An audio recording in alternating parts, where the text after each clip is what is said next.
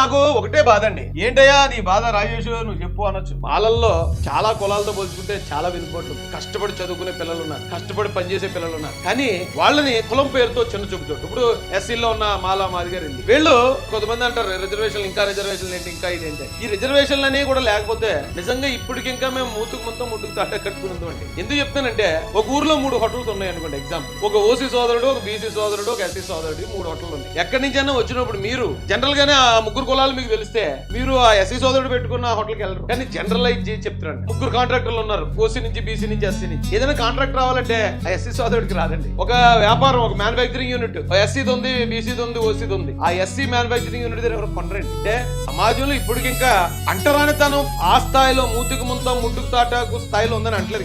కానీ ఎదిగేటప్పుడు మాత్రం, ఎదిగేవాడు మాత్రం ఖచ్చితంగా వివక్ష ఇప్పటికీ ఫేస్ చేస్తున్నాడు. దానిలో ముఖ్యంగా ప్రభుత్వం చేత ఆల్మోస్ట్ చిన్న చూపు చూడబడుతున్న మాలకులు వస్తుంది.